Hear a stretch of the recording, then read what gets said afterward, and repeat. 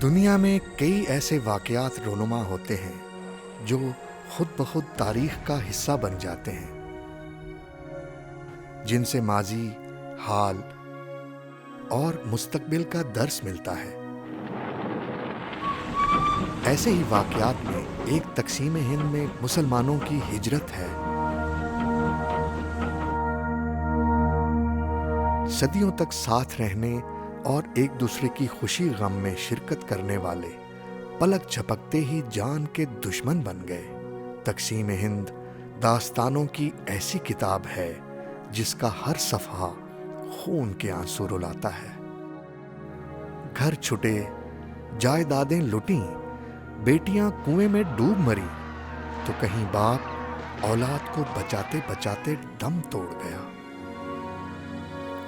लुटे पिटे काफले, बिछड़ने वाले प्यारों को ढूंढती आंखें, इंतजार, उम्मीद और वसवसों के साथ नई जिंदगी की इब्तिदा।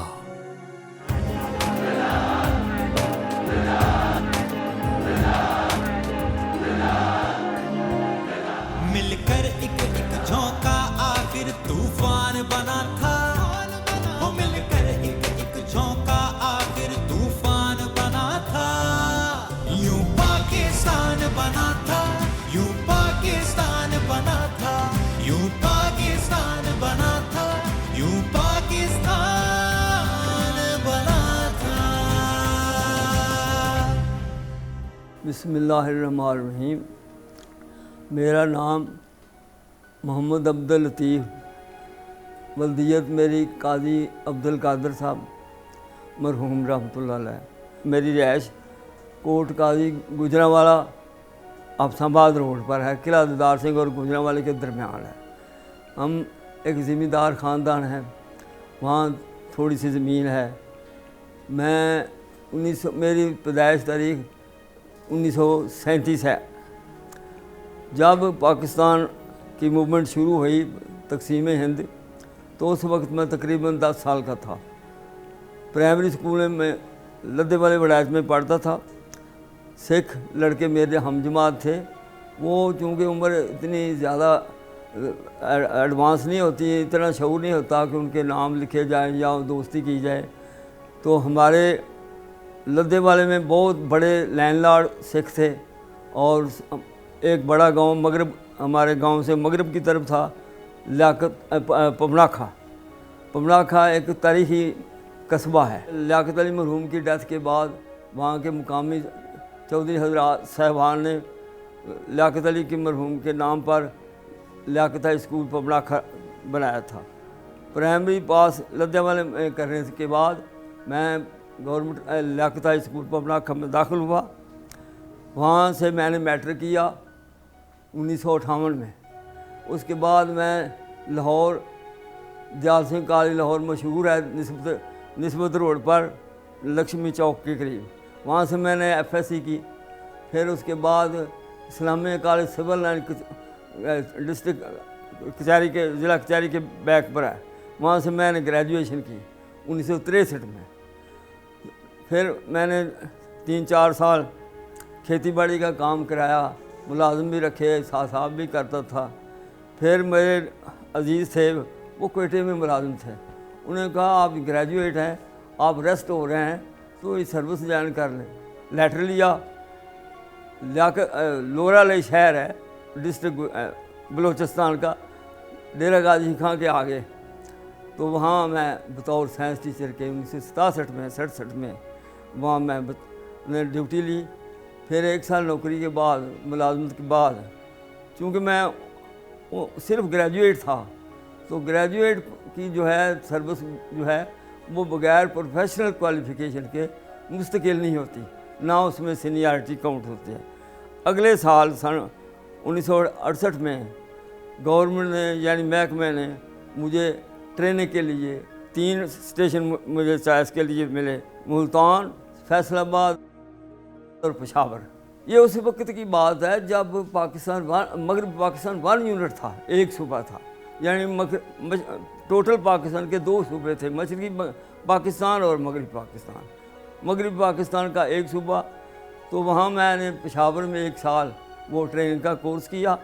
यहाँ गुजरांवाले मुकामी शहर के स्कूलों में भी कुछ अर्सा रहा, गखड़ भी रहा, रावली भी रहा। जैसे फिर 1993 में मेरी 91 में मेरी प्रमोशन हुई बतौर हेड मास्टर हाई स्कूल। मेरे पहले आर्डर जो है हाफसाबाद और गुजरांवाले के दरमियान है एक स्टेशन नोखर के साथ उद्धव वाली हाई स्कूल। मैं वहाँ जाके 1967 में 1991 में जून में मैंने लिया।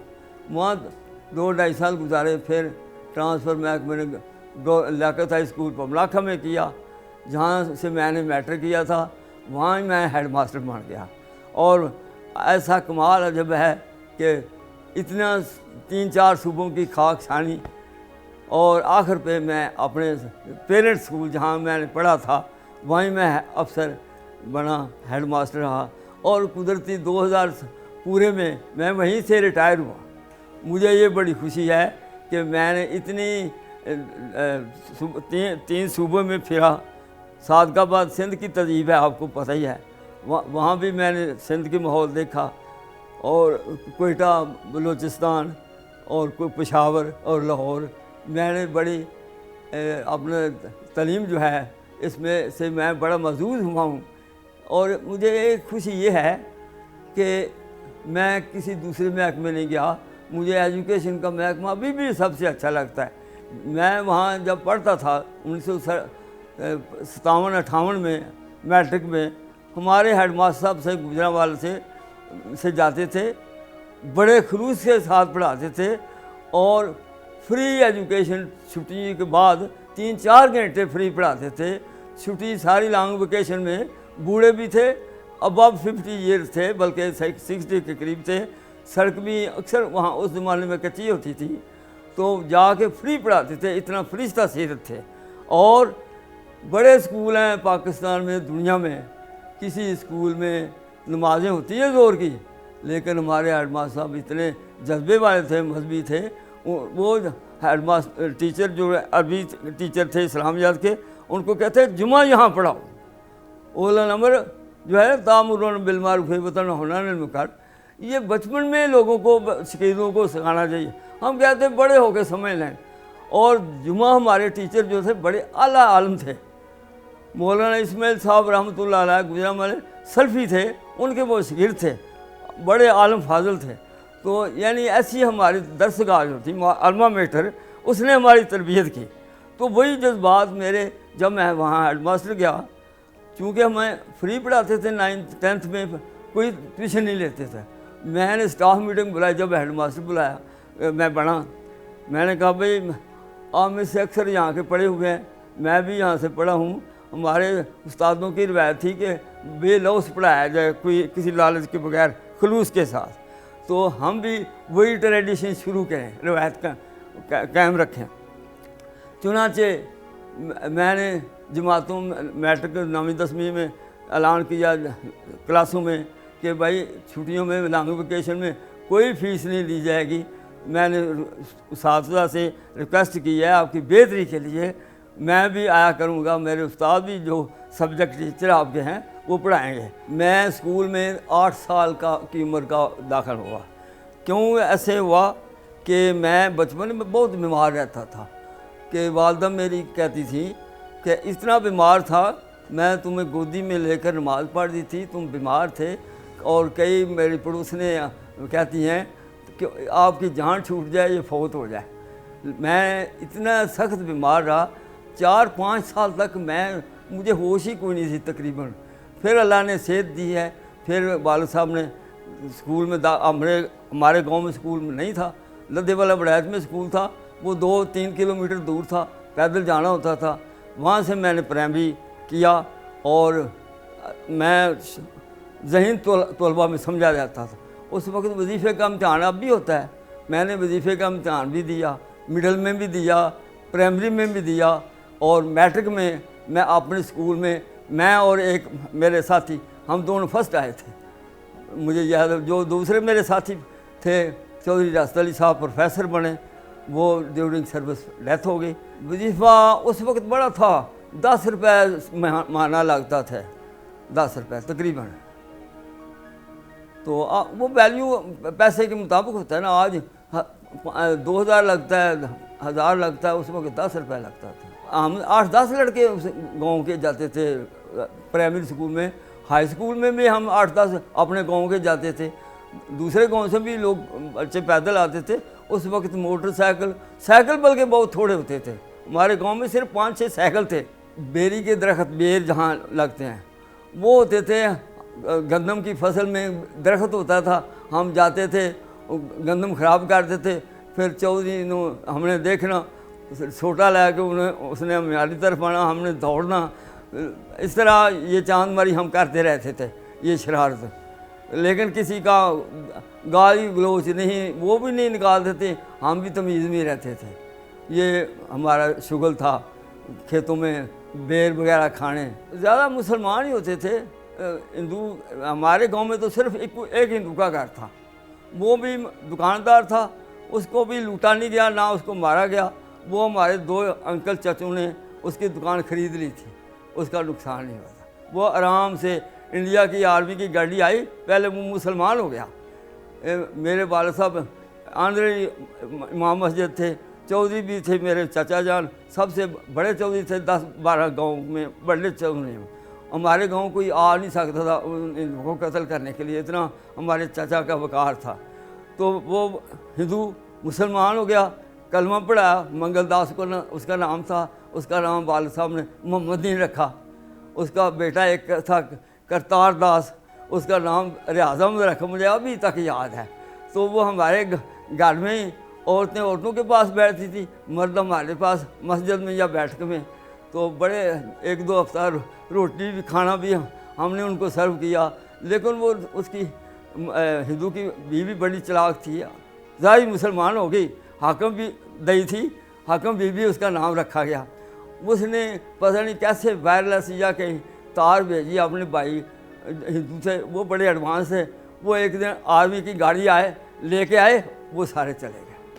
ये उन्होंने हमारे साथ ड्रामा किया, यानी ऊपर से मुसलमान हो गए, अंदर से काफिर गए।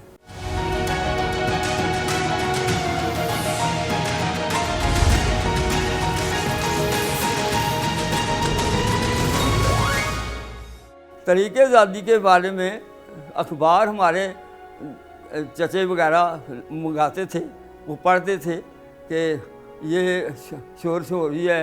ये रेड क्लिफ उस वक्त बाउंड्री कमीशन का चेयरमैन था, जिसने हिंदुस्तान और पाकिस्तान की सरहदें तकसीम की। ऐसे बयान आते थे कि पाकिस्तान और हिंदुस्तान 2 अलहदा तकसीम मुल्क होने चाहिए, यानी इंडिया जो है 2 हिस्सों में होना चाहिए। ये जो तकसीम है असल में ये सहाबा किराम के ज़माने से है। हज़रत उमर रज़ियल्लाहु तआला अन्हु के ज़माने में ईरान फतह हुआ, कोई तुर्किस्तान फतह हुआ, मोहम्मद बिन कासिम कराची में आया, बल्कि मोहम्मद बिन कासिम से पहले भी यहाँ सिंध में मुसलमानों की कुछ हुकूमत थी। ये तहरीक पाकिस्तान बड़ी पुरानी ये कहानी है। फिर शाह वलीउल्लाह रहमतुल्लाह अलैह के 7 पोतों ने तहरीक चलाई, सैयद अहमद शहीद ने तहरीक चलाई। लेकिन ये सेरा जो है काज़ी के सर पर हुआ। काज़ी तो पेशावर गए, बड़े बड़े शहरों में जाते थे। गुजरांवाला उस वक्त छोटा शहर था, आज से पहले बिल्कुल छोटा। इसकी मेरे ख्याल लाख आबादी भी नहीं थी उस ज़माने में। पाकिस्तान कायद-ए-आज़म जिंदाबाद नारे लगाते थे, और कांग्रेस मुर्दाबाद, ये अंग्रेज़ मुर्दाबाद, ये नारे मैंने सुने हैं। बिल्कुल हम टोलियाँ निकलते थे, छोटे छोटे झंडे और बांसों के और कानों के ऊपर कपड़े लपेटे लेने, पाकिस्तान जिंदाबाद। पाकिस्तान का मतलब क्या, ला इलाहा इल्लल्लाह। गुजरांवाला जो है ये बड़ा हंगामा खेज शहर था। यहाँ पार्टियाँ बहुत सख्त थीं। यहाँ कत्ल गारत हुई, लेकिन ज़्यादा कत्ल गारत बड़े बड़े देहात में हुई है। मसलन पखड़ाली, पमनाखा, लद्देवाला, आगे किला दीदार सिंह, वहाँ बहुत ज़्यादा लोग मारे गए।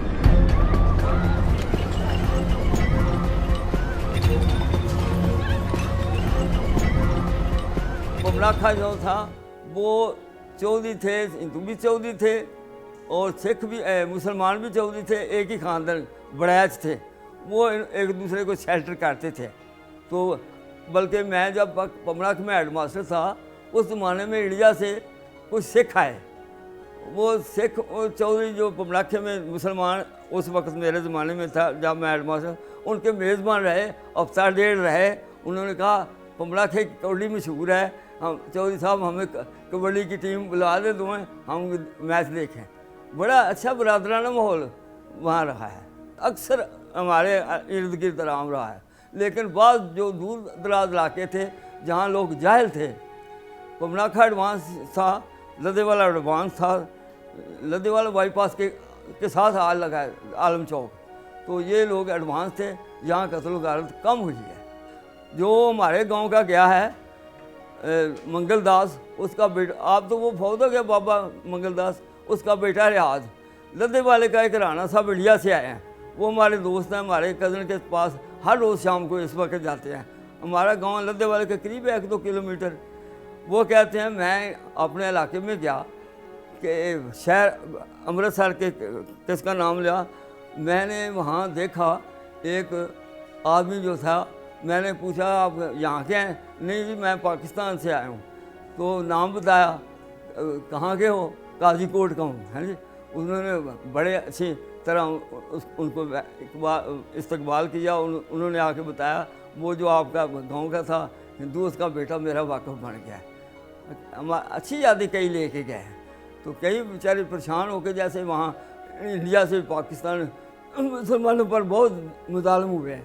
मैं कॉलेज में जब पढ़ता था लाहौर जाल सिंह कॉलेज में, मेरा एक दोस्त बना क्लास फेलो, वो भी महाजर था। उसने कहा कि हम ऐसे आए हैं, हमारा काफ़िला चल रहा था, गर्मी पार्टीशन गर्मियों में हुई, आपको 14 अगस्त 15 अगस्त, पानी पीने लगे, जो जोहड़ था छप्पड़ जिसको पंजाबी में कहते तालाब, वहाँ हिंदुओं ने जहर मिला दिया था। कई बेचारे प्यासे मुगालते से पहले पिया, वो फौत हो गए। तो हम कई दिन प्यास से रहे, बड़े तकलीफ़ें झेली हैं, कोई पुरसाने हाल नहीं था। और कई जगह इतने हमले करते थे सिख कि 1000 आदमी आधे से भी ज़्यादा उन्होंने कत्ल कर दें, शहीद कर दें। और गाड़ियाँ जब अमृतसर से चलनी लाहौर को, फिर हिंदू गुंडों ने कत्ल गारत बेशुमार करनी, डब्बे के डब्बे। और वहाँ कोई सेफ्टी किसी हुकूमत ने कोई हरकत नहीं की। पाकिस्तान में कत्ल गारत थोड़ा हुआ है। जो इंडिया से पंजाब से के मुसलमान आए हैं, वो इतनी रोंगटे वाले खड़े हो जाते हैं कि जो उन पर ऐसी आफात वारद हुई हैं। मेरे ससुराल भी इंडिया से आए हैं, वो भी बड़ी मुश्किल से लुट पुट के आए हैं। और ऐसे आए हैं कई इलाके, कई महीने, कई साल बेचारे सेट नहीं हुए झोंपड़ियों की तरह। जैसे अब फ्लड में परेशान है सिंध के लोग, इस तरह के लोग बग़ैर मकान के, बग़ैर सामान के, बग़ैर पारचात के, कपड़ों के, आसमान तले, खुले आसमान तले उन्होंने कई साल गुजारे हैं। तो इसीलिए जो हिजरत खुलूस से करता है उसका बड़ा दर्जा है।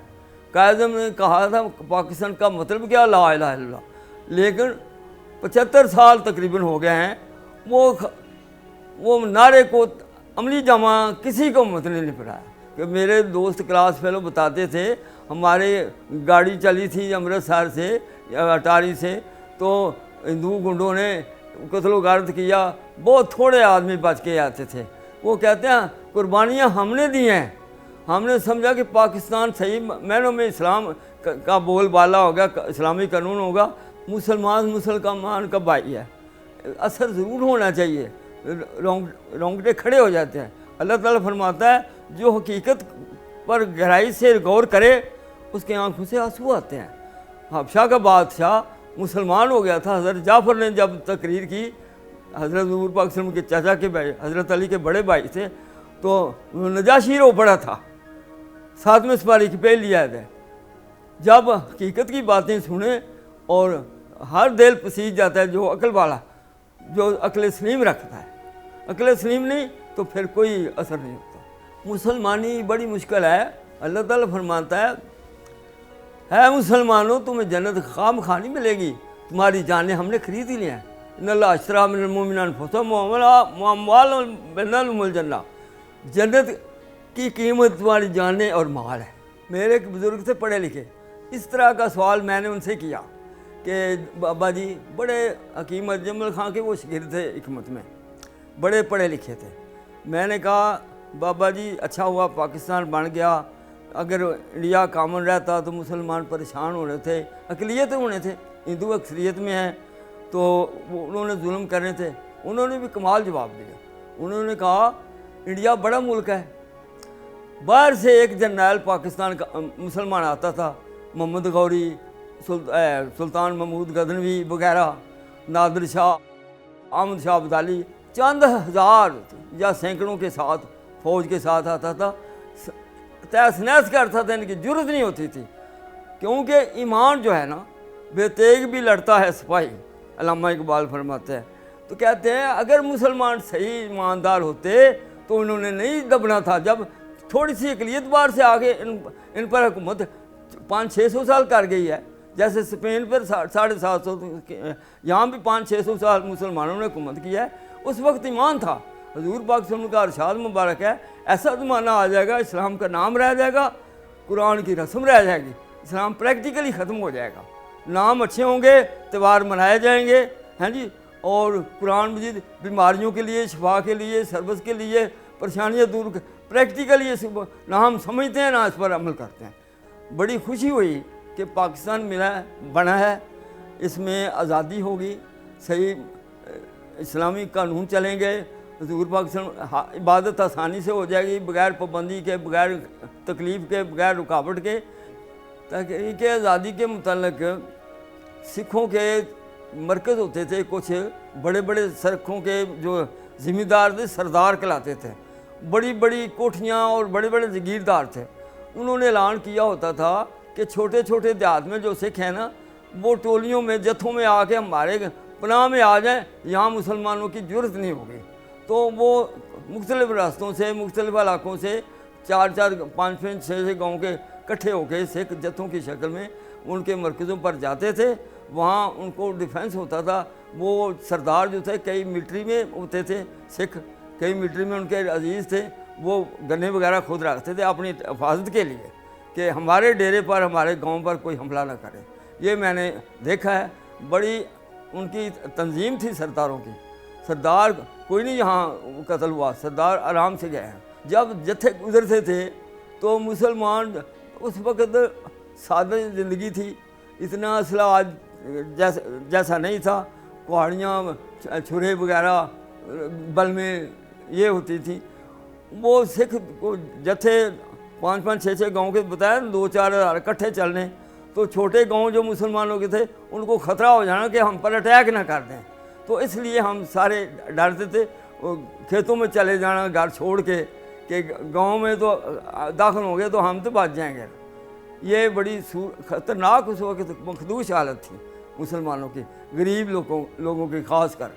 हर शहरी का कोई ज़िम्मेदारी है, चाहे वो बूढ़ा है, चाहे बाप है, चाहे बेटा है, चाहे जवान है, चाहे मज़दूर है, चाहे अफसर है, चाहे ताजर है।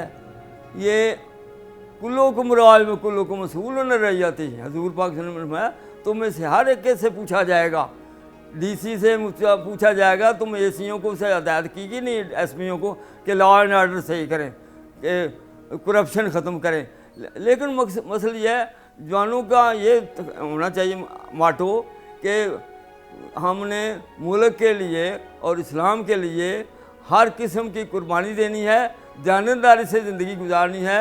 लेकिन ये जानदारी बड़ी मुश्किल है, क्योंकि सरमायादाराना ज़हन इतना हो गया लोगों का कि अल हाकुमता का सूरता जुर्मुल मुकाबिर, ऐ इंसानों तुम्हें बहुत चाहने की ख्वाहिश ने हमारी याद से गाफिल कर दिया है, यहाँ तक कि तुम कमरों को जा पहुँचते हो। ये बीमारी हजूर पाक सल्लल्लाहु अलैहि वसल्लम ने फरमाया, तुम दुनिया से मोहब्बत करोगे तुम नुकसान उठाओगे। ये हजूर पाक सल्लल्लाहु अलैहि वसल्लम ने फरमाया, इज़्ज़त माल जान दूसरे के अमानत समझें, दानतदारी से ज़िंदगी करें। दानतदारी जहाँ भी आप ड्यूटी देते हैं, ईमानदारी से, दानतदारी से दें और मेहनत करें। जैसे कायदा ने कहा, यूनिटी, फेथ और डिसिप्लिन, ये तीन अनासर जो है हर एक को, हम मुसलमान जो भी बड़े छोटे सबको इन पर अमल करना चाहिए। यकीन होना चाहिए कि एक दिन हमने मरना है, पाकिस्तान को कायम रखना है, इसकी तरक्की के लिए कोशिश रहना चाहिए और इकट्ठे इत्फाक से मोहब्बत से होना चाहिए।